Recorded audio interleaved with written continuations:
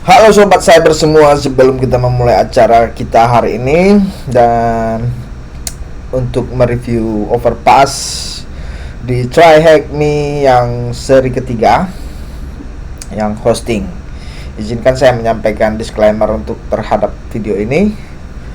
Disclaimer saya ini adalah hacking adalah tindakan ilegal dan video ini hanya untuk edukasi agar Anda terhindar dari aksi hacking.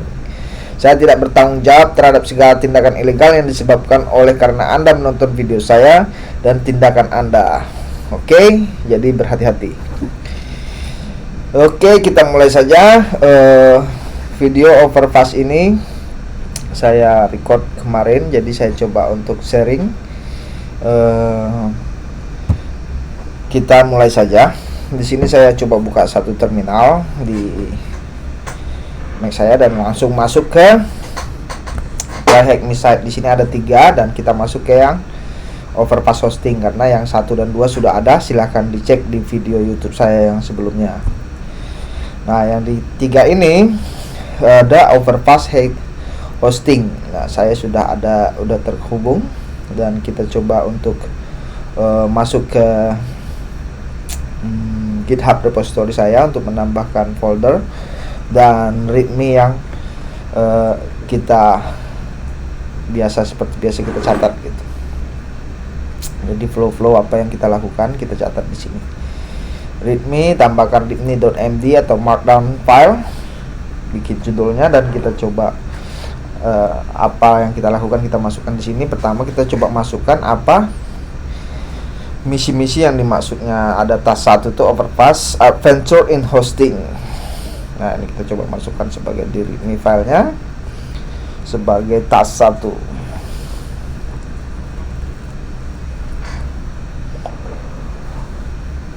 Nah, pastikan saja. Nah, kita langsung masukkan apa sih misi yang diminta sama dia. Di misi Overpass hosting ini ada 3 misi ya. Nah, itu kita coba nyalain mesinnya dulu sebelum kita ini. Nah, kita diminta untuk menemukan web flag, user flag dan root flag. Nah, coba kita catatkan di sini web flagnya apa. Nanti yang kita masukkan lagi dia user flag dan root flagnya gitu. Jadi kita disuruh mencari untuk flag yang ada di server hostingnya gitu. Nah, ini kita coba untuk melakukan bypass ke sistemnya atau melakukan sistem yang dibilang oleh ini untuk Pwnet sistemnya. Jadi kita coba start engine-nya untuk memulai supaya IP address-nya keluar. Jadi kita bisa melakukan enumerasi terhadap IP address-nya. Di sini masih ada berapa detik lagi ya dan baru keluar IP-nya 10.10.8.229. Nah, di sini kita coba pastikan di sini dan kita coba lengkapin dokumentasinya. Nah, ini setelah IP yang keluar biasanya kita itu akan melakukan searching atau yang enumerasi dengan menggunakan Nmap. Nah, di sini saya coba remote ke kali saya karena kali saya yang terhubung untuk ke LAN si Try Hack Me-nya. Nah, di sini saya ada foldernya itu dan saya coba bikin folder si Overpass 3 untuk tempat kita menyimpan file-file dan lain-lainnya di sini gitu. Nah, yang pertama itu kita coba nmap dulu ke IP tersebut. Nah, nmap ini gunanya untuk nge-scanning SC itu script dan SV itu untuk verbose atau version, jadi kita bisa tahu. Nah, di sini saya coba nmap ternyata IP, sepertinya belum up ya. Nah, saya coba ping dan ini kayaknya masih belum up. Nah, ping kita itu belum direspons dari si server, kayaknya servernya masih configuration. Dan di sini saya coba buka terminal yang kedua untuk masuk ke box kali saya. Nah, saya coba preparation dengan untuk scanning, siapa tahu dia port 80-nya terbuka. Jadi GoBuster, saya menggunakan GoBuster ini untuk scanning URL yang ada di IP tersebut atau yang ada di server tersebut. Saya menggunakan directory wordlistnya si derp yang command.txt. Nah, di sini pingnya masih belum respon ya. Saya coba ulang, masih belum respon.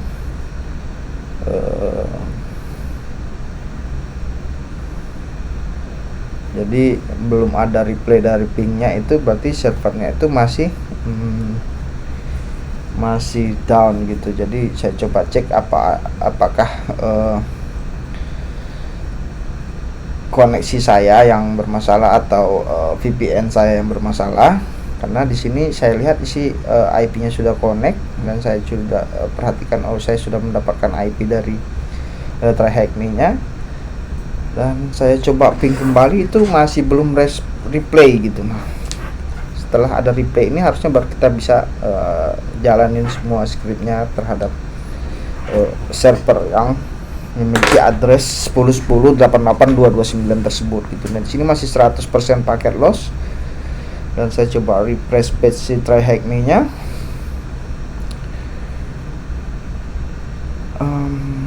Di sini sih sudah berjalan 5 menit ya, kayaknya sih masih ini. Dan ini levelnya ini dari easy, medium, dan hard itu kita ada di difficulty yang medium gitu. Nah, di sini saya coba lengkapin dulu sambil nunggu replay. Saya coba lengkapin dulu script untuk nge-scanningnya,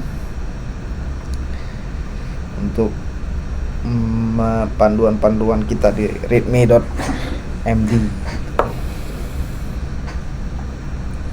Nah, pingnya kita masih belum replay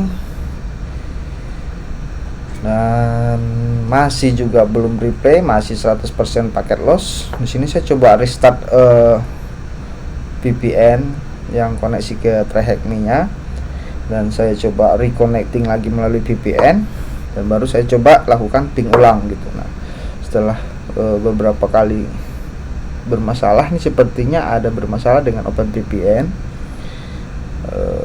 yang tidak dijalankan, mungkin melalui sudo permission atau apa gitu. Nah, saya belum tahu nih karena memang belum ada replaynya gitu. Dan setelah ini baru saya lihat, oh ini ada replay. Nah, jadi kalau udah ada replay kayak gitu, kita bisa melakukan nmap scan dan langsung melakukan GoBuster. Nah, di GoBuster ini saya lihat ada beberapa ya, kayak HTA itu yang 403, dan nmap scan kita masih berjalan. Kita coba scan juga melalui GoBuster port 80. Dan saya coba buka satu terminal lagi sambil menunggu hasil dari nmap scan kita keluar. Dan nah, di ini sih saya sudah melihat di yang GoBuster, saya sudah melihat ada URL backups. Nah, jadi saya coba untuk cek si backupsnya ini ada apa sih di filenya gitu. Nah, saya coba melakukannya itu menggunakan si URL ya, karena saya nggak buka di sini, saya nggak buka websitenya, tapi saya coba menggunakan si URL untuk aksesnya gitu. Saya coba panggil si URL ke backups, dan saya coba lihat hasilnya itu di redirect ke directory. Nah, jadi saya coba langsung manggil ke direktorinya gitu pakai slash ya. Nah, ini saya lihat ada backup.zips yang URL-nya di situ, dan saya lihat di sini ini index file gitu, index of /backups. Jadi sepertinya ini semacam index of listing dari file si dalam folder backup ada backup.zip. Nah, saya coba langsung widget file si backup.zip-nya itu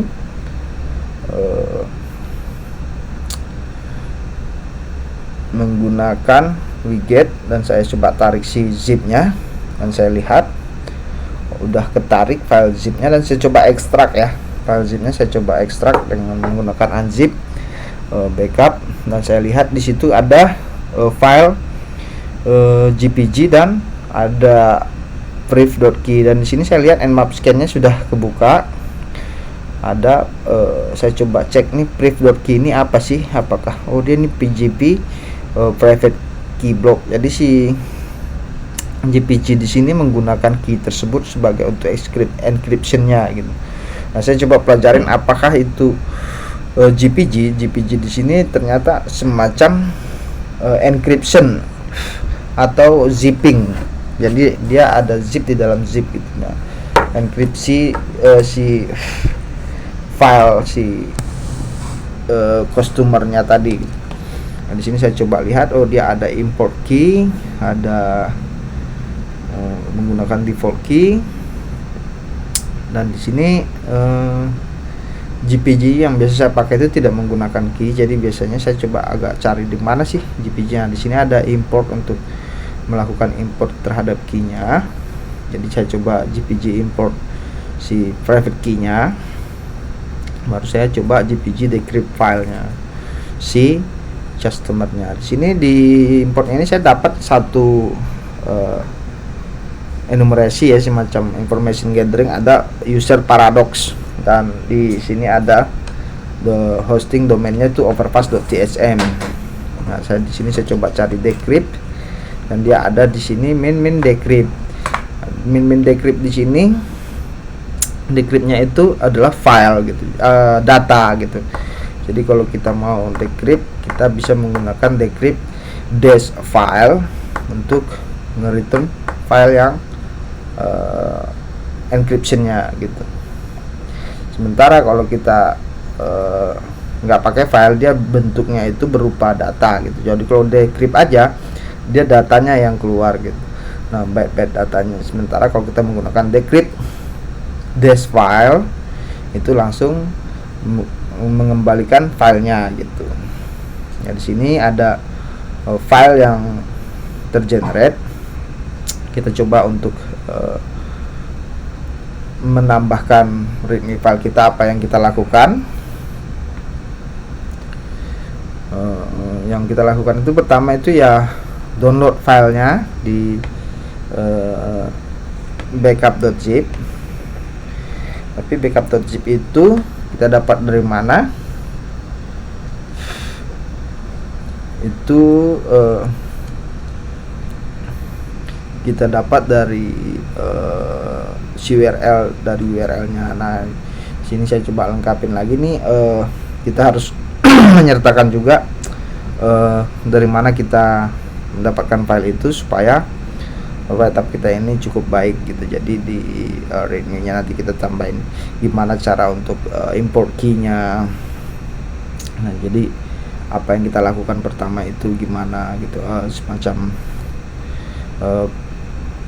import key ini balikannya seperti apa. Nah, ini seperti ini. Dari sini kita udah tahu ada user paradox ya, dan si ininya ada ini domainnya itu overpass.tsm gitu. Nah, terus sebelumnya itu kita melakukan scanning GoBuster. Nah, sebenarnya si GoBusternya juga kita harus tambahkan di readme file kita. Nah, gitu. Jadi di sini untuk melihatnya itu kita coba pindah ke file overpass untuk melihat si overpass 3 tadi, file-filenya tadi apa aja. Nah, kita lihat nmap scan-nya itu apa. Nah, di sini ada port 80, 21 dan 22 ya. Nah, di sini kita coba tambahkan hasilnya ini tadi. Hasil nmap scan-nya itu ada port FTP, SSH dan HTTP. Nah, ini hasil si nmap scan yang pertama kali tadi kita lakukan. Sebenarnya ada terbuka 3 port, 21, 22 dan 80.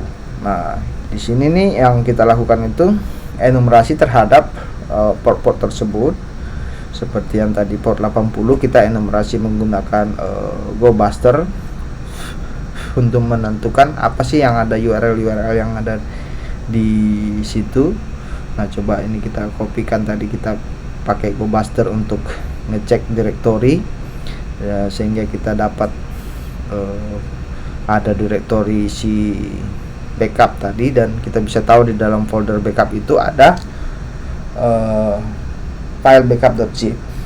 Nah, di sini saya udah ada berpikiran ya, karena dia buka 3 port ya, SSH, FTP dan port 80. Nah biasanya ini adalah hosting semacam ini. Biasanya FTP itu untuk nge-renew folder yang ada di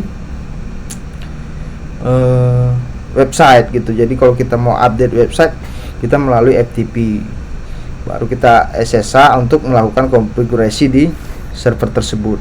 Nah di sini saya pikir, wah ini jangan-jangan di FTP ini ada bisa untuk sebagai eksploitasi kita. Nah gitu, coba kita lihat dulu apa sih di dalam folder JPG-nya itu. Nah kita lihat dulu nih file JPG-nya ini apa sih. Nah di sini ada customer.xlsx. Nah di sini saya ada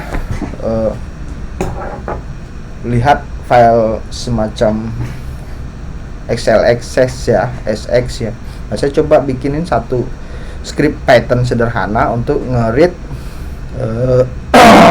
apa yang ada di dalam file tersebut. Nah, saya coba menggunakan Python untuk melakukan reading terhadap file tersebut gitu. Jadi kita coba baca sih ada apa di dalam file itu. Nah, di sini saya coba search terkini mau menggunakan di Python itu mau menggunakan modul apa gitu ya. Nah, biasanya untuk nge-read Excel itu ada XLRD di situ ya.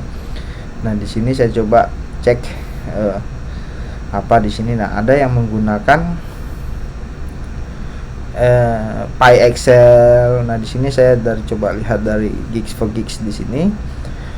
Ada yang Pandas. Pandas sepertinya agak sedikit ribet. Nah, saya ada OpenPy Excel, ada ini Excel Wings, ada macam ya. Saya coba mau cari yang modulnya yang tidak perlu instalasi, jadi ya, modul yang sudah terinclude dari library yang sudah ada gitu. Nah biasanya sih untuk sederhana ini kita bisa menggunakan XLRD untuk nge-reading si Excelnya tanpa harus membuka si file Excelnya itu menggunakan kalau di Linux itu biasanya menggunakan LibreOffice atau OpenOffice. Nah di sini sih sebenarnya bisa aja kita buka menggunakan si LibreOffice, tapi ya belum terinstall. Nah jadi saya coba bikin satu script Python aja di sini, menambahkan si banknya untuk menggunakan Python. Nah kita coba import si XLRD ya, Excel Reader kalau saya ini. Nah jadi coba tuh. Nah kita pertama untuk Excel itu kita harus tahu ada yang sistemnya itu istilahnya workbook. Workbook itu semua satu filenya, dan di dalam workbook itu biasanya terdiri dari beberapa sheet. Nah jadi ada worksheet. Nah di sini saya coba buka Excel ininya, XLRD-nya, menggunakan XLRD. Dan filenya apa? Filenya situ customer details. Baru kita untuk dari workbook itu kita bisa tahu worksheet-nya. Nah untuk worksheet di sini kita butuh indeks sheet mana, indeks dari sheet mana yang harus kita buka. Sebenarnya sih kita bisa langsung kasih indeks ke 0 ya, tapi di sini saya coba supaya dia bisa dapat. Saya coba ambil worksheet worksheetnya dari workbooknya itu dengan menggunakan workbook, ambil sheet yang ada sheet names-nya itu yang pertama. Jadi saya ngambil berdasarkan nama yang sheet names yang pertama gitu. Nah, saya ambil dari sheet yang awal sekali, terus saya coba cek apakah bisa. Nah biasanya sih di sini dari worksheet itu biasanya dari Excel itu kita harus dapat rows sama columns gitu. Nah di sini saya coba print dulu aja si worksheetnya apakah bisa script kita berjalan. Nah di sini ada objek ya. Nah kayaknya sudah berjalan, kita bisa dapat si worksheetnya gitu. Nah kita coba untuk cell value ini lebih untuk ngambil value-nya, dan di sini dia perlu row dan columns gitu. Jadi baris keberapa dan kolom keberapa. Nah di sini saya coba lihat-lihat caranya itu. Nah di sini dia ada ngambil volume 1, indeks 1 dan indeks ke 0. Nah saya coba ambil total dari si row-nya dan total dari si columns-nya yang ada di sheet itu, di worksheet di situ. Jadi saya akan melakukan perulangan terhadap barisnya dan terhadap kolomnya gitu. Jadi rows-nya itu total row-nya itu kita bisa menggunakan ws.nrows ya untuk ngambilnya, dan total si kolomnya itu kita bisa menggunakan total ws.ncols gitu, number of columns-nya gitu. Jadi columns-nya sampai berapa yang terisi dia bisa dapat sendiri di situ, terisi sendiri gitu. Nah di sini saya coba perulangan berdasarkan rows, berdasarkan si barisnya. Dia ada baris berapa baris, baru kita hitung dia per baris ini ada di kolom mana gitu. Di kolom mana itu baru kita bisa ngambil value-nya si worksheet itu tadi. Si worksheet ini ada di cell value-nya itu berdasarkan row pertama dan kolom ke pertama misalnya. Nah ini kita coba menggunakannya itu cell.values, value tanpa s, dan kita berikan row-nya dan nomor kolomnya. Dan di sini saya coba split berdasarkan type ya. Sebenarnya sih bisa di split berdasarkan tabulasi atau yang lainnya. Nah, di sini saya supaya untuk biar dia enggak ngeprintnya itu berurutan seperti ini. Jadi kan kita nggak tahu nih. Sebenarnya kita udah dapat nih bisa ngerit si Excelnya, cuman nggak tahu nih urutannya apa. Kita bisa tahu nih ada kolom, tapi di sini loh kok udah ada ini. Nah supaya agak sedikit rapi dan bisa kita lihat tuh, kita coba tambahkan print di barisan si per barisnya. Jadi kita bisa tahu sampai kolom ke berapa. Di setiap barisnya itu kita tambahkan misalnya kayak line atau garis berapa gitu kali 10 gitu. Jadi kita bisa tahu oh ini loh batasnya ini di sini gitu. Nah coba kita running, dan di sini kita coba dapat si ini ada username paradox dan passwordnya ini ada credit card juga dan CVC-nya juga. Nah di sini saya coba pisahin ya si username-nya dan passwordnya gitu. Jadi supaya kita bisa brute force ke SSA atau ke si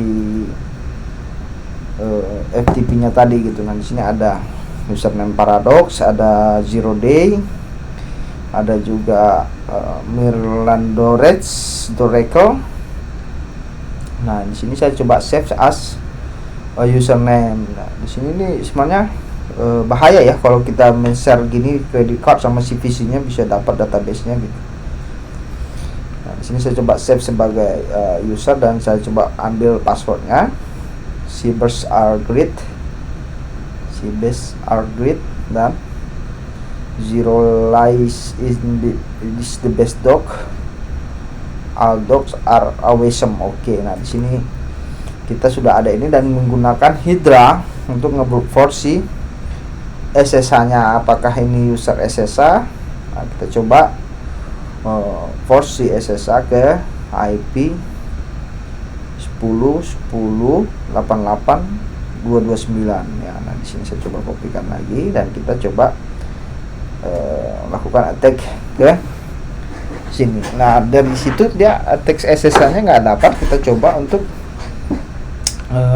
di sini saya lihat nih SSH-nya nggak bisa menggunakan SSH langsung ya. Jadi nggak support authentication method langsung. Sepertinya SSH di sini harus menggunakan private key atau filenya gitu. Nah jadi kita coba, karena ada open port C21, kita coba tembak ke FTP-nya gitu. Kita coba hit ke FTP-nya. Nah di FTP ini langsung ketemu ya bahwa ada user paradox dan passwordnya ini. Nah di sini kita coba lengkapin dulu, kita catat dulu si kredensial yang kita temukan menggunakan Hydra tadi. Nah kita coba tuliskan si readme-nya, apa step-step yang kita lakukan tadi. Yang pertama itu kita coba nge-create file untuk membacanya file si hasil encrypt dari si GPG. Terus kita melakukan brute force menggunakan Hydra berdasarkan file yang telah kita baca tadi ya. Nah ini kita coba brute using Hydra SSH, itu nggak ada kembaliannya dan tidak ada dapat apa-apa. Tapi di FTP kita dapat kredensial. Nah, kredensial yang kita dapat itu si paradox dan passwordnya apa ini, si base argrid 123. Nah ini cukup bagus ya passwordnya, ada huruf besar, ada huruf kecil, ada digit. Alangkah bagusnya apabila ditambahin semacam simbol lagi gitu. Nah di sini kita dapat paradox dan passwordnya langsung. Nah kalau bisa pun, kalau bagusnya itu kalau passwordnya itu enkripsi tanpa plain text yang terlihat langsung terbaca mata telanjang seperti ini.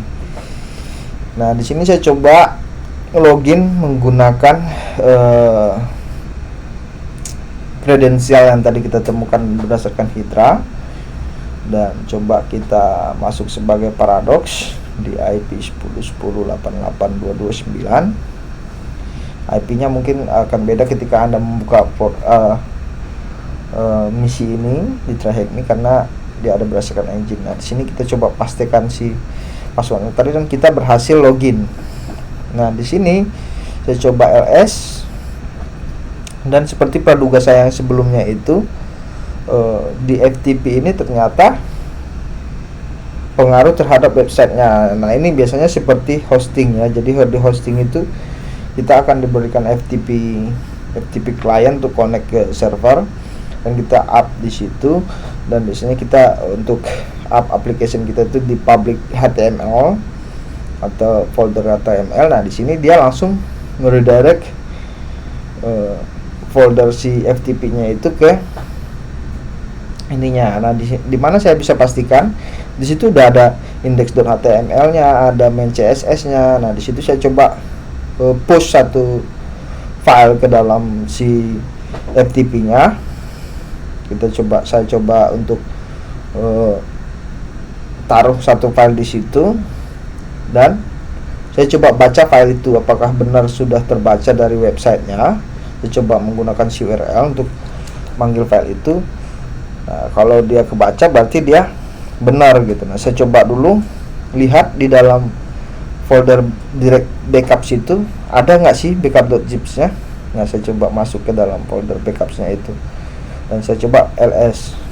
Nah dan di sini ada backup.zip yang kita download tadi, dan di sini udah agak sedikit mencurigakan bagi saya, dan saya coba melakukan seperti yang tadi saya bilang, push atau taruh file si user.txt tadi yang kita coba generate berdasarkan si GPG tadi. Nah saya coba taruh file di FTP-nya itu. Nah, kalau berhasil kita menaruhkan filenya ini, berarti kita bisa menaruh file di server tersebut. Kita bisa taruh semacam file-file yang untuk bisa kita melakukan koneksi balik ya, dari servernya itu melakukan koneksi ke kita gitu. Itu yang disebut dengan reverse shell gitu. Nah di sini saya coba lihat si user.txt nya saya sudah push, dan saya coba akses menggunakan si URL. Kalau bisa, alangkah exploitnya. Sampai di tahap ini sih sebenarnya sih kita sudah bisa di phishing terhadap websitenya ya, tapi kita di sini bukan itu misinya gitu. Nah hacking itu biasanya sudah bisa di sini. Untuk preventnya ini kita bisa arahkan ke folder yang lain dulu si FTP-nya gitu. Jadi ke folder yang lain. Kalau FTP-nya di root orang juga kita belum bisa gitu. Jadi kalau mau update mungkin menggunakan script yang lain, atau kita langsung yang manage ke websitenya gitu. Nah di sini saya coba ini lengkapin dan memastikan bahwa kita bisa menambahkan file ke dalam server, dan dimana kita bisa menaruh file untuk reverse di sana gitu. Nah kita coba taruh file reverse shell kita di sana untuk si server koneksi balik ke kita gitu. Nah di sini ada reverse shell ini saya punya ref.php, mungkin bisa di-download. Saya sih ini downloadnya juga dari GitHub. Jadi kalau mau ini bisa download aja. Nah, saya file-file yang saya butuhkan itu biasa saya download, dan saya siapkan satu directory semacam tools. Ada linenum, linpiece yang kemungkinan akan kita butuhkan gitu, semacam privilege guessr.sh atau shell.c yang untuk exploit. Nah, kita bisa menggunakan ref.php. Nah, saya coba copy di folder si ininya, si overpass 3. Nah, saya coba copy si refnya ini. Nah, di ref ini kita jangan lupa untuk modify si IP kita yang bakal diakses oleh si server. Nah, di sini saya coba modify IP-nya itu. IP kita yang terkoneksi di VPN itu berapa? Nah, saya coba masukin ke traheknya. Itu ada IP kita itu tadi di 10 berapa tadi ya? Karena dia di lokal 10 sih ya. Kelas berapa tuh? Kelas C ya. Nah, di sini ada tunneling gitu. Ini ada di port 10.4, ada di IP 10.437.160, dan ada port 1234. Nah, saya coba save dan saya coba put si refnya. Nah, setelah kita berhasil put, kita lihat dulu permisinya itu gimana sih, udah sama belum dengan yang file yang lainnya. Nah, di sini kita lihat udah sama. Jadi kita coba akses melalui si URL tadi. Jangan lupa kita lakukan si listening dulu. Kita listen dulu di address di port 1234 tadi dengan menggunakan NC, baru kita coba hit menggunakan si URL. Nah, di sini sudah berhasil ya, langsung masuk ke selnya. Jadi saya coba lihat di sini who am I. Di sini kita sebagai user Apache. Nah, setelah kita masuk, apa sih yang tindakan yang harus kita lakukan? Kita harus melakukan semacam stabilize si connection kita. Kita harus melakukan persisten koneksi gitu. Nah, di sini saya coba lihat di sini ada Python 3 atau tidak sih, ada Python 1 atau Python 2 atau Python 3. Nah, saya coba hit Python. Nah, Python 3 itu berhasil ya. Cuman di sini saya nggak bisa keluar nih dari busnya. Wah, ini nggak bisa keluar nih. Coba exit dan saya coba Ctrl C langsung. Nah, di sini kalau kita udah dapat sel itu yang harus kita persistenkan gitu. Jadi kalau kita Ctrl C kayak gini, kita udah hilangin koneksi. Nah, koneksi kita itu harus kita ulang lagi gitu. Nah, kita coba ulang. Dan ketika ada Python 3, nah saya coba stabilize Python sel kita dengan menggunakan Python 3 import pty.spawn. Kita mau menggunakan bin bash karena dari si ref cell-nya itu tadi menggunakan sh ya, /bin.sh. Nah, di bin bash ini saya coba pakai untuk stabilisasi bin bash-nya gitu.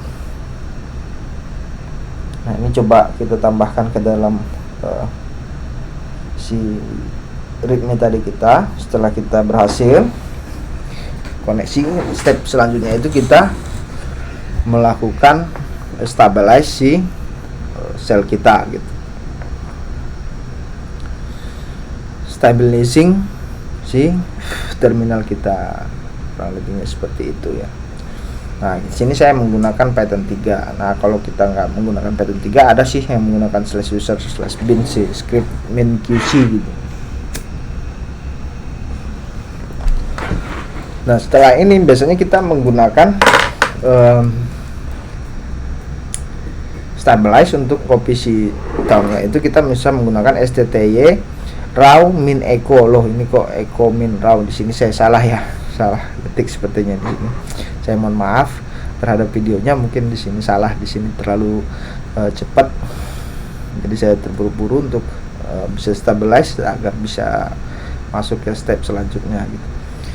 Nah, di sini harusnya sih stty raw min echo ya. Untuk di GitHub saya sudah saya benarin untuk ininya dokumentasinya. Nah, kalau dia kita nggak pakai raw min echo itu, biasanya script yang kita komen yang kita iniin akan nampil lagi gitu. Ini sih sepertinya salah gitu. fg di situ fungsinya untuk foreground. Jadi setelah kita berhasil menjalankan Python 3, kita pakai Ctrl Z untuk melakukan di background, dan kita echo min raw itu untuk menstabilkan, memindahkan si term kita itu ke servernya gitu. Jadi terminal kita itu baik gitu, bagus. Nah, di sini ini masih tabnya itu masih belum auto complete, yaitu tadi yang echo raw-nya itu yang belum bisa.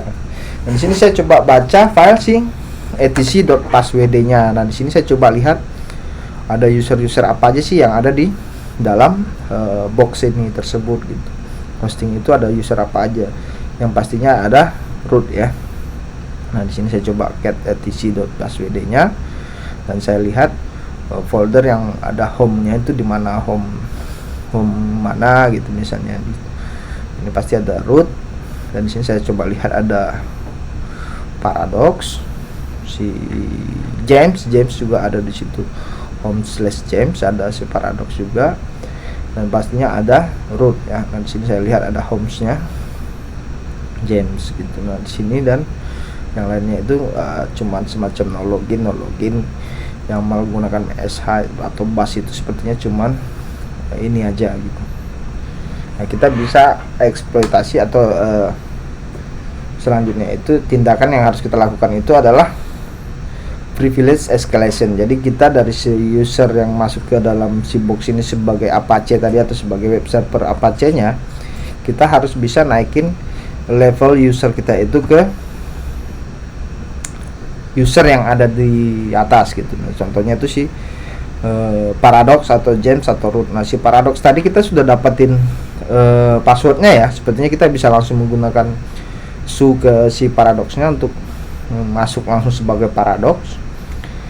Nah, kalau kita berhasil masuk sebagai paradoxnya dengan menggunakan password ini, kita bisa generate tuh SSH-nya gitu. Jadi kita sudah melihat nih apa di dalamnya. Nah, kalau kita udah berhasil menggunakan privilege escalation, kita sudah bisa naik sebagai si user paradox. Nah, kalau sudah bisa user paradox, kita coba tingkatin lagi nih persistensi koneksi kita ke si box tersebut. Kalau tadinya kita masuk melalui shell web yang melalui si Apache, baru naikin ke paradox. Nah, sekarang kita coba cek nih di paradox itu ada nggak folder.ssh atau file yang bisa kita manfaatkan gitu. Nah, di sini saya coba lihat dan kita menemukan ada .ssh. Nah, di sini saya langsung terpikir untuk melakukan export SSH key kita ke servernya gitu. Nah, di sini ada authorized key dan ID erasure pub-nya. Nah, kalau di sini kita bisa menambahkan ID erasure pub kita ke si authorized key-nya. Jadi kita bisa langsung melakukan SSH tadi. Nah, di sini dia SSH tadi itu yang menggunakan password itu yang koneksi langsung ke SSH itu yang di deny tadi. Nah, kita harus menggunakan key yang untuk sebagai private key untuk sebagai connect ke si boxnya ini gitu. Nah, gimana caranya? Kita coba buat folder SSH. dan kita tambahkan di situ folder si atau key sebagai si paradoxnya. Caranya kita bisa pakai misalnya si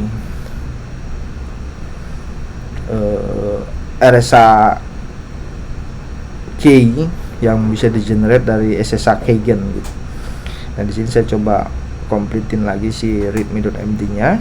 Nah kita coba untuk melakukan koneksi itu dengan generate key-nya si generate RSA key untuk kita bisa remote. Nah nantinya si RSA pub itu kita tambahkan ke authorized key yang ada di server. Jadi server yang itu akan mengenali kita gitu bahwa ini user yang terdaftar, jadi bisa melakukan remote. Nah caranya itu kita coba SSH min keygen, SSH keygen. Min F di sini untuk penamaan filenya aja ya. Jadi output si file yang asli dari SSH keygen itu seperti apa. Nah kita coba kosongin aja si empty passphrase nya. Jadi kita bisa remote tanpa memasukin password, langsung masuk ke dalamnya gitu, tanpa ada password gitu. Nah di sini SSH keygen-nya terjadi. Saya coba kopikan hasil SSH keygen-nya di readme kita. Nah di sini sebenarnya dia sudah mengenerate key.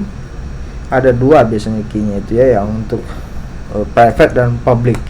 Nah, ini yang harus di matchingkan gitu. Nah kalau kita punya private, publik kita itu akan di save sama yang lain gitu. Nah kita akan menggunakan remote untuk private, tapi publik kita harus ditambahkan di server yang mau kita koneksikan. Nah ini yang menggunakan key match filenya itu tadi. Nah di sini saya coba up si key public kita ke authorized key-nya gitu, si server. Nah di paradox ini ada authorized key. Sintaksnya itu coba menggunakan si tanda panah 2 kali itu untuk append ya. Jadi dia tidak menghapus file yang lama atau tulisan yang lama, jadi menambahkan di bawahnya. Di sini saya lihat sudah berhasil. Nah kalau kita sudah berhasil menambahkan ini, kita coba tes berhasil nggak sih kita masuk ke servernya itu menggunakan private key kita. Nah jangan lupa untuk private key kita itu di chmod kan, bahwa ini cuman bisa kita yang pakai gitu, chmod 600 gitu. Jadi cuman bisa kita aja yang pakai, tanpa harus user lain atau anonymous lain nggak bisa pakai atau ngerubah gitu. Nah saya coba chmod ya, saya coba untuk melakukan remote ke sana dengan menggunakan SSH.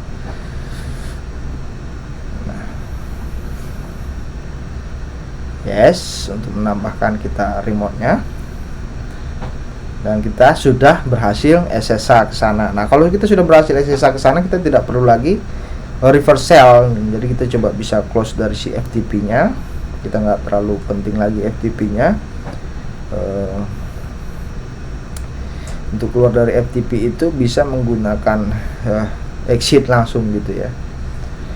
Nah, jadi kalau kita sudah berhasil di sini, kita sudah tidak perlu lagi reversal ini. Tapi jangan dihapus juga, siapa tahu ada perubahan, misalnya si user langsung ngeh bahwa private key-nya itu bisa dirubah, authorized key-nya ada perubahan. Nah, di sini saya coba escalation lagi ke berikutnya itu dengan menggunakan tools yang saya download atau yang biasa digunakan oleh para IT security lainnya. Nah di sini saya coba lihat widgetnya, dan tidak ada di server, dan yang ada itu si URL. Jadi kita bisa menggunakan si URL ke server kita. Nah di sini kita coba up dulu server dari box kita itu menggunakan simple HTTP server di Python. Nah Python 3 itu menggunakan Python min-m http.server dan port yang mau kita buka. Nah, kita bisa si URL ke IP kita tadi yang di 10.4.3 37.160 ya. Nah itu kita bisa ambil di situ, koneksi melalui HTTP itu, dan kita bisa upload file. Nah di sini saya lupa ya kalau kita open portnya itu di port 81, jadi nggak dapat gitu. Nah, saya coba untuk tambahkan portnya port 81 gitu. Di sini saya ada dapat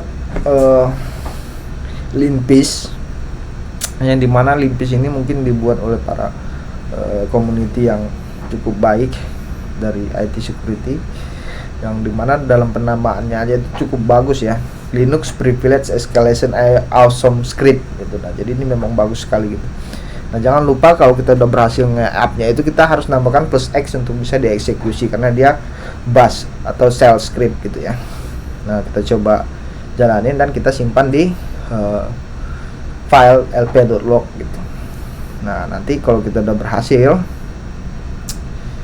kita baru lihat nih apa yang bisa eksploitasi dari hasil dari script ini. Nah script ini biasanya akan ngeluarin apa-apa aja yang bisa kita eksploitasi di dalam box itu gitu. Nah setelah berhasil, nah, kita coba baca pelan-pelan gitu. Nah pelan-pelan ini macam apa ya, linlognya itu nanti akan panjang gitu, jadi kita coba menggunakan more gitu. Kita baca pelan-pelan, pakai space atau pakai enter untuk turun ke bawah dari more. Sini kita coba lihat more-nya. Di sini yang menarik dari Linpiece ini, dia akan mewarnai ya, dia akan ngasih warna background kuning dengan tulisan merah, itu yang beberapa persennya tingkat presentasi untuk explore, untuk di-explore itu sukses gitu. Jadi kalau sudah ada kuning, background kuning dan garis merah itu, kalau kita tahu caranya seharusnya sih berjalan ya, hampir 90% yang saya temukan, saya coba menggunakan itu sukses gitu. Tapi kalau untuk yang merah itu perlu untuk kita lihat gitu, biasanya kayak ada kata-kata password atau apa, atau yang privilege yang ini yang bisa kita gunakan gitu. Jadi perlu juga untuk diperhatikan gitu. Pertama itu kita coba lihat di sini nih. Nah sudonya itu sudo versi 1829 ya kayaknya. Sudonya kita bisa eksploitasi, langsung bisa menggunakan rootnya. Nah CV ini di Common Vulnerability Exploit ini bisa kita expose-nya, bisa kita coba ya sebenarnya, tapi saya coba catat dulu aja mana yang kira-kira sangat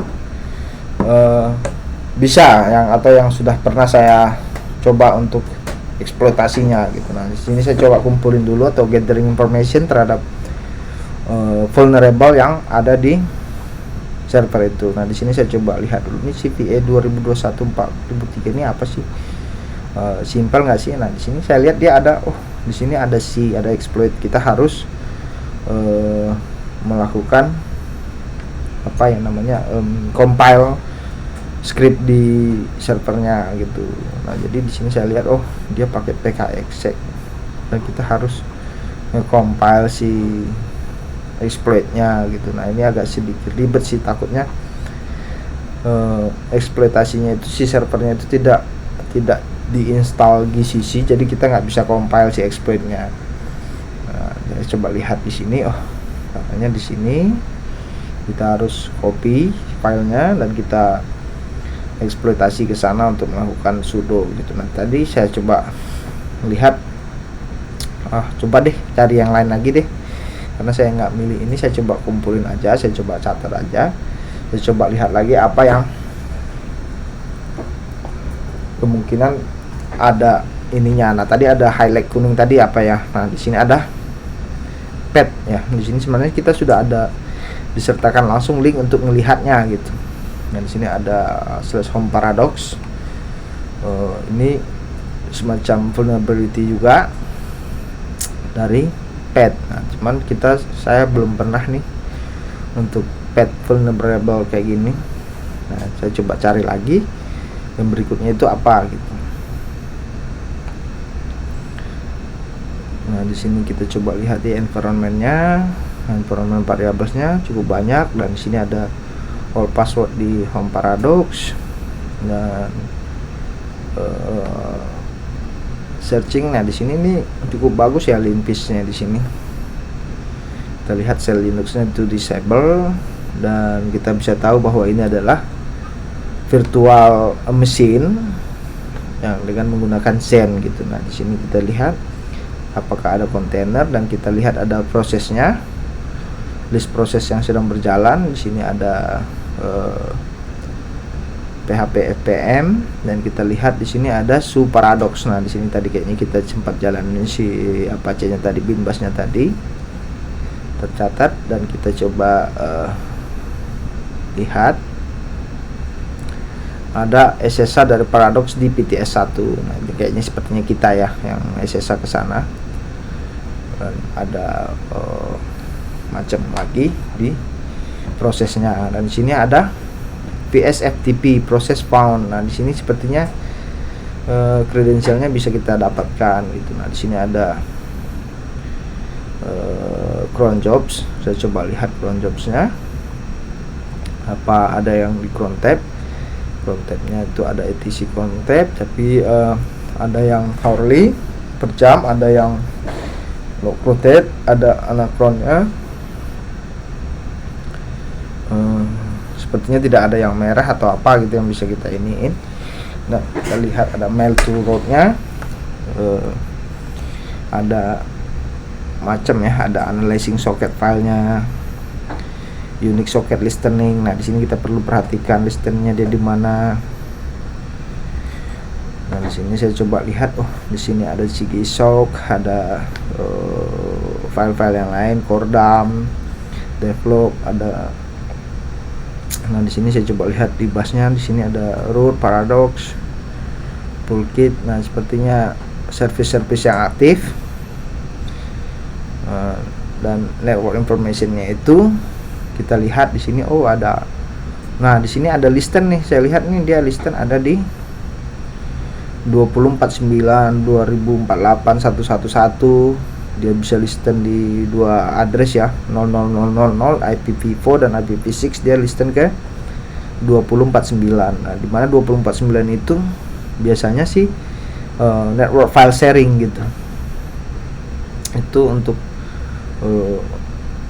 exploit bisa kita lakukan gitu. Nah, di sini saya coba lihat, tapi kok nggak terlihat sih ada NFS yang sebagai vulnerable di sini. Nah, di sini kita dapat usernya tadi ya. Sebenarnya sih kita udah bisa dari etc ininya, dan etc password sebenarnya sudah terlihat tadi ya. Nah, ini tadi user yang last logonnya itu. Nah, kita dapat analyze. Nah, di sini ada XML yang possibility-nya itu ini, dan kita ada dapat ID RSA pub yang tadi kita udah temukan ya di lokalnya itu.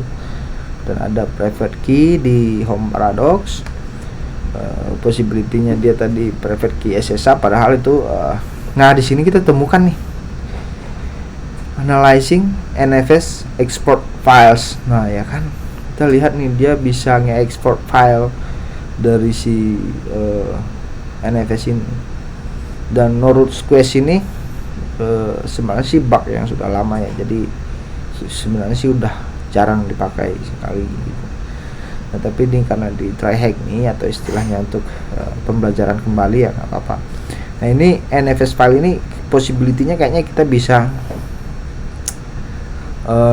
lakukan dengan naruh file ke server, dan kita bisa langsung dapat privilege escalation-nya di situ gitu, karena nurut squash gitu. Caranya itu kita harus bisa naruh file itu di foldernya si James tadi kan, ada /home/James tadi gitu. Jadi kalau kita bisa naruh semacam shell script atau /bin/bash di situ, wah itu sangat berbahaya sekali ya. Jadi kita bisa melakukan shell di situ. Nah di sini ada possibility untuk kita bisa privilege escalation sampai ke level root begitu. Root di sini adalah user yang super user di Linux atau Unix. Nah kita coba melakukan langsung ke privilege escalation di rootnya. Sebenarnya sih kalau kita mau cari flagnya tadi, kita harusnya sudah nemukan nih flag si web.flag-nya, karena kita sudah masuk sebagai user Paradox di sini. Cuman saya coba mau sebagai root dulu, baru nanti kita cari flagnya semua gitu. Nah coba kita privilege escalation dan kita coba naikin si Paradox ini sebagai user root gitu. Nah coba lihat si etc exportnya ini dan saya coba mau cek si NFS nya itu. Nah saya tadi agak sedikit bingung sih, dia listen di port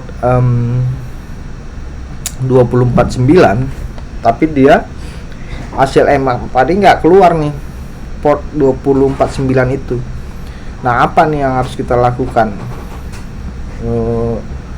Dia kebuka port 22 ya untuk SSH, tapi untuk ekspornya itu nggak kebuka nih port si 249 nya.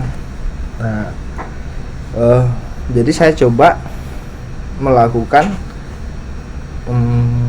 di sini saya langsung terpikir itu, oh ini sepertinya kita bisa melakukan exploit tunnel gitu. Jadi kita coba tunneling dari port 22 localhost, kita tembak ke tunneling SSH ke port 2049 gitu. Jadi kita coba SSH tunneling ke port 2049 gitu.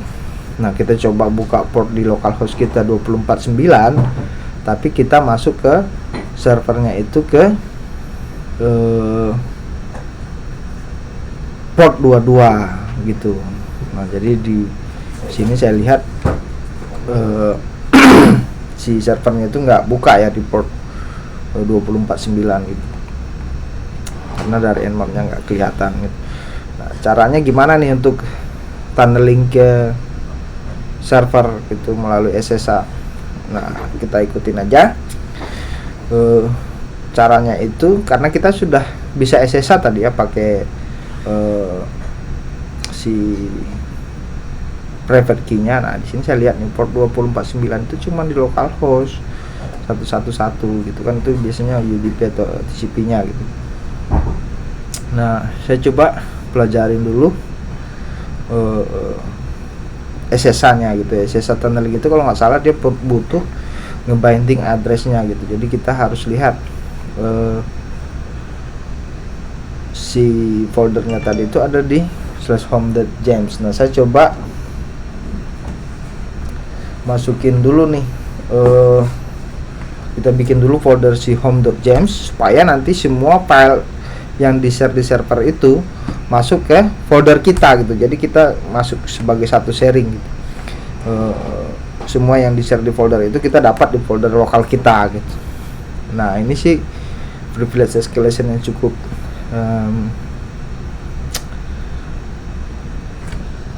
berbahaya sekali ya. Jadi kita bisa sharing file dari server, tapi memang bahaya juga kalau di server itu langsung udah ada virusnya gitu. Begitu kita share satu folder, nah virus itu bisa masuk juga melalui EDFS ini. Kalau nggak salah ini ransomware sudah yang terakhir itu apa yang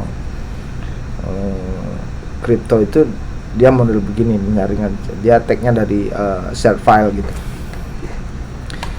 Nah di sini saya lihat nih, oh mau NTFS port berapa, terus buka dari folder mana ke folder mana gitu. Nah saya coba pelajarin caranya itu, kita nge-mounting file NFS foldernya tadi gitu.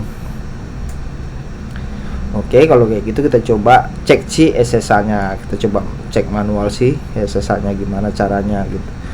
Oh SSH di sini kita perlu I untuk identifying file, dan kita coba cari optionnya itu untuk melakukan binding address gitu. Nah, kalau untuk melakukan binding aja sih sebenarnya kita bisa menggunakan min B langsung ya, min B kayak address berapa gitu, main interface-nya, atau min B kecil itu untuk main address-nya.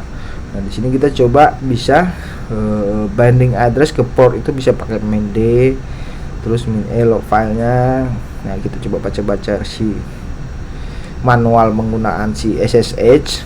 Nah, di sini min F itu untuk biasanya untuk melakukan background. Nah, biasanya kalau kita pakai min F ini bisa disertakan dengan menggunakan min N gitu. Apa sih itu min N, nanti coba kita lihat di bawah gitu. Nah, saya coba pelajaran di sini ya. Di sini sepertinya ada identity file tadi yang kita pakai untuk si private key, dan di sini ada tadi yang kayak si dokumentasi yang tadi yang kita temukan gitu ya, min L dia ada port sama localhost dan host portnya berapa gitu. Nah, di sini kita coba pelajarin, oh dia pakai bind address port berapa, terus di remote-nya si hostnya dan si host portnya. Di sini saya pakai yang paling atas sih sebenarnya ya, ada port berapa terus si hostnya, terus di port berapa gitu. Jadi port berapa yang harus kita redirect ke port berapa gitu. Nah, di sini saya lihat, oh ini ada min N nih, nggak ada meng-execute remote command, jadi cuman untuk nge-forwarding portsnya. Ini yang perlu kita lakukan, yang perlu ditambahkan gitu ya. Jadi sini ada untuk si min L kita lewatinnya Unix socketnya itu. Terus di sini kan lokal socket doang nih ya, kita harus tahu nih min N itu dia untuk nge-forwarding si portnya. Jadi kita memang harus perlu min N dan min L untuk koneksinya gitu. Nah, yang pertama itu kita perlu port di lokal, kita sambungkan localhost kita dengan port 249 ke port 2049 di remote host yang akan kita lakukan gitu. Nah, di sini dia ada port 49 dan kita harus melakukan remote hostnya itu di SSH-nya. Nah, kita coba SSH dengan menggunakan min I si paradoxnya tadi. Nah, tapi di sini ada si toolsnya, jadi kita coba pindahin di bawah ya, atau kita pindah ke folder si SSH tadi ya. Folder SSH-nya itu di atas lagi nih pakai. Nah, kita coba pindah di sini dulu, pindah dulu ke dalam folder si yang ada si file paradoxnya tadi di overpass. Nah, desktop di GSM overpass 3 dan si SSH. Nah, di sini saya coba lihat ada paradoxnya tadi ya. Nah, di sini kita coba pastikan script kita dan kita coba paradox dan user SSH kita. Nah, di sini remote-nya. Jadi kita itu melanjutkan port 249 di lokal kita ke port 2049 di server yang melalui port 22. Jadi kita masuk dulu ke server itu ke port SSH untuk langsung dilanjutkan. Jadi SSH di sini fungsinya untuk melanjutin portnya aja gitu. Jadi kalau nggak kebuka di server, dia bisa melewati melalui SSH itu gitu. Nah, di sini saya coba lihat dulu di lokal kita itu udah kebuka belum porsi 249 ini. Nah, yang ada cuman port 22 sama 3306 MySQL ya. Nah, saya coba enter dan kita lihat di situ harusnya dia ngebuka tuh porsi 249-nya. Nah, di sini masih belum kebuka. Jadi kita belum bisa lihat si filenya. Nah, coba kita lihat salmonnya udah kebuka belum ya, udah ke koneksi belum gitu. Nah, sebenarnya sih dia sudah kalau sudah ada dibuka di kita itu port 249 sebenarnya itu sudah terbuka ya, sudah koneksinya sudah terbuka, tinggal kita nge-mounting file yang di sharingnya tadi gitu. Nah, jadi saya coba tunggu dulu karena SSH untuk forward itu kan biasanya ada privilege tertentu gitu. Nah, saya coba lihat lagi di sini, kita coba summon-nya kalau belum ada. Saya coba nmap. Nah, di sini sudah ada kebuka si NFS-nya. Jadi kita bisa langsung change root dulu ya. Jadi kita coba pindah sebagai root dulu. Nah, sebagai root baru kita bisa nih kita naruh file di si folder yang mau kita mount. Nanti kita naruh file di situ, file di situ sudah sebagai user root gitu. Nah, ini yang tadi yang saya bilang itu untuk privilege escalation itu yang cukup bahaya gitu. Nah, saya coba lihat summon-nya ada apa di folder itu. Tapi di sini RPC-nya masih enable ya. Nah, saya coba mount dulu aja. Mount, ini summon jangan belum ke mount gitu. Jadi saya coba mount dengan min tab type-nya itu si James tadi ya. Saya coba mount min type-nya itu tadi NFS min T NFS, terus kita forward si localhost si James-nya tadi ya, yang di foldernya itu kita pindahkan ke folder si James di tempat kita gitu. Nah, jadi kalau kita pindah di dalam folder James, sebenarnya sih localhost di sini nih sudah sama dengan remote karena di forwarding tadi oleh si SSH tadi gitu. Jadi kalau kita di si James itu kita sudah ada nih. Sebenarnya sih sudah dapat user.flag-nya di folder si James. Nah, cuman kita coba perlu escalation ke root. Nah, gimana caranya supaya kita bisa naik ke root di sini? Pertama itu kita harus copy ya. Jadi saya coba lihat dulu si James-nya ini apa sih yang ada di foldernya. Nah, saya coba mau persisten koneksi lagi sebagai si James di sana gitu. Saya coba lihat, oh ini ada root SSH nih. Suatu saat si NFS kita mati, kita bisa coba si James-nya. Nah, di sini ada, saya lihat di folder SSH-nya dia sudah ada ID RSA-nya. Jadi kita cuma perlu ngedownload si ID RSA-nya itu. Nah, di sini nih kita coba copy si ID RSA-nya itu ke folder si SSH kita tadi gitu. Nah, di sini saya coba SSH, harusnya sih 3 kali SSH ya. Ini 1 kali. Jadi kita create dan nanti dia foldernya di dalam folder si James-nya ada SSH. Nah, harusnya kita pindah 2 kali nih. Sekali lagi. Nah, baru dia ada di folder itu gitu. Nah, coba kita pastikan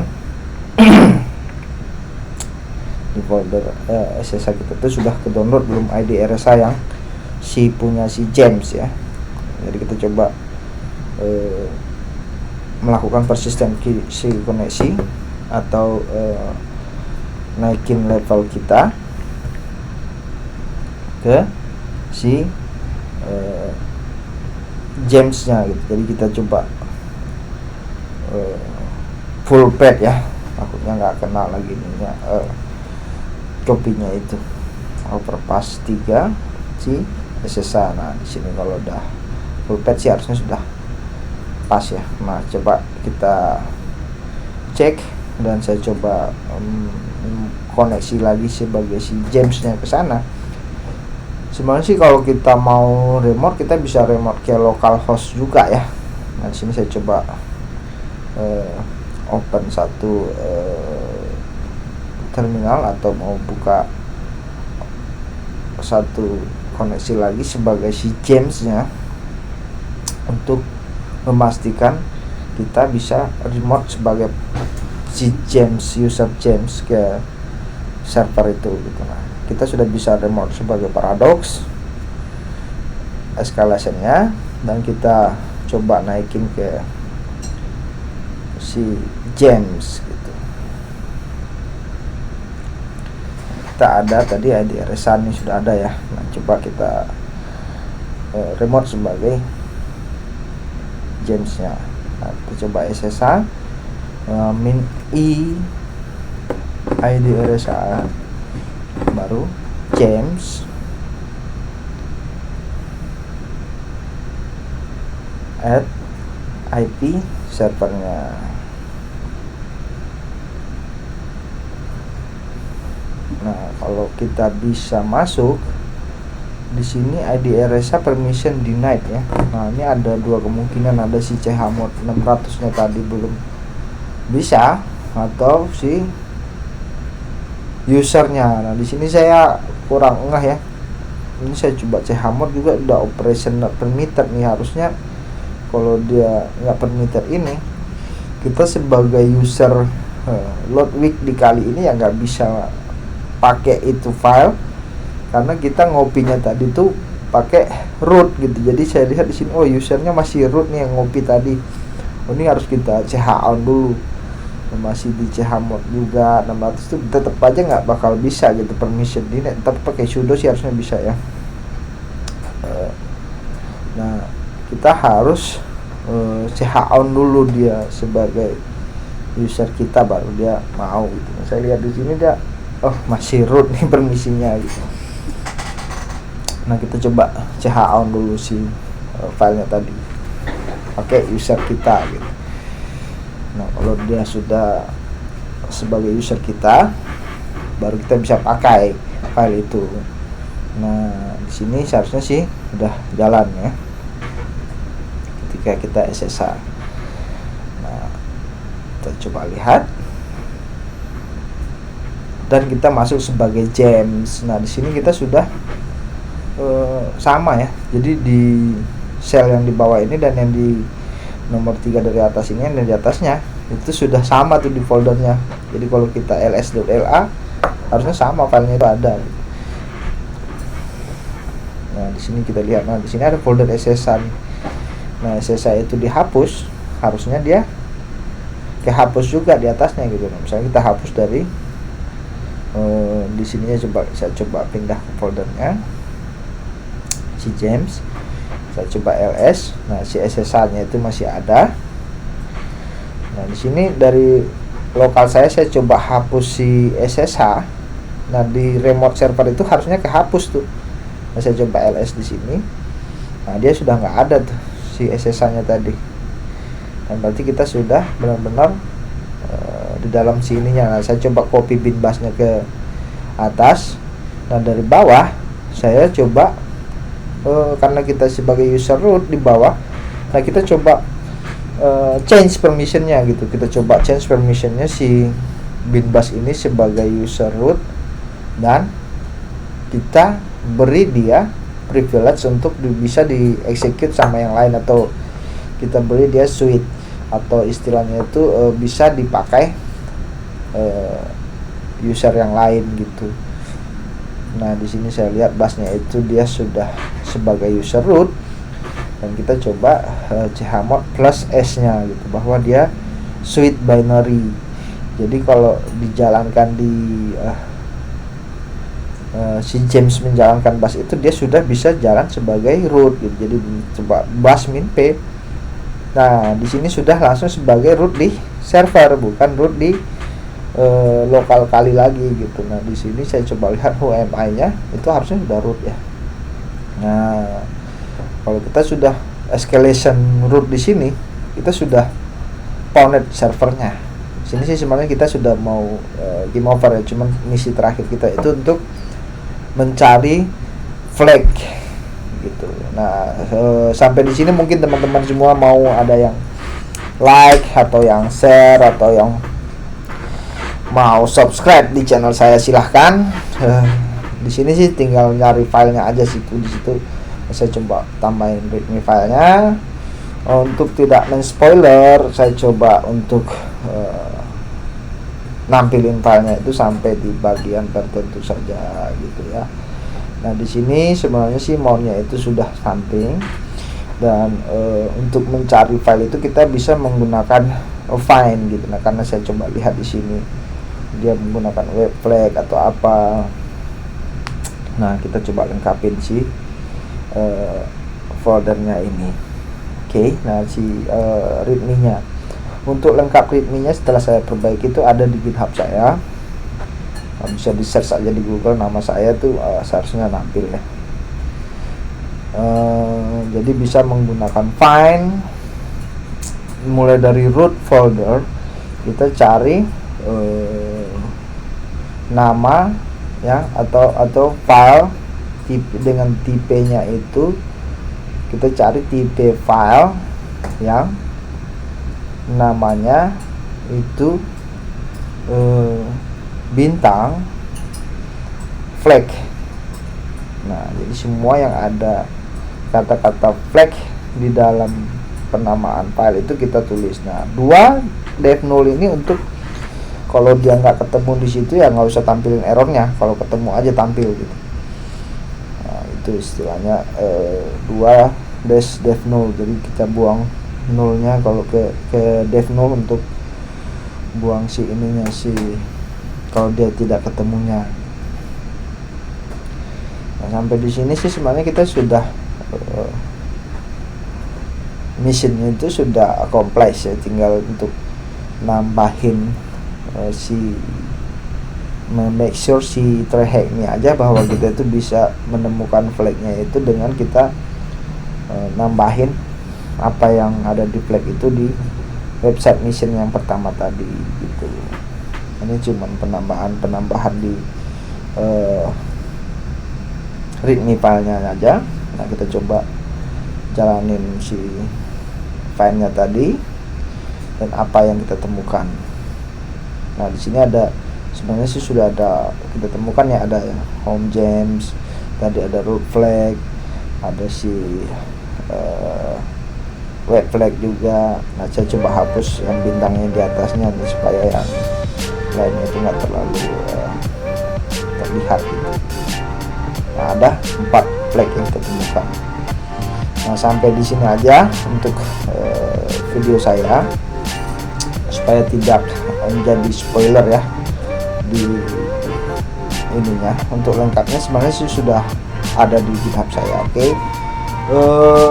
Sampai di sini aja video kita kali ini. Terima kasih sudah menonton. Jangan lupa share, like, dan subscribe di channel saya. Untuk kita di next missionnya mungkin kita akan pelajari yang lainnya. Dan terima kasih sudah menonton, dan terima kasih atas support Anda semua. Sudah cukup lama, kita sudah live hampir 1 jam ya, 1 jam lebih. Dan bye bye.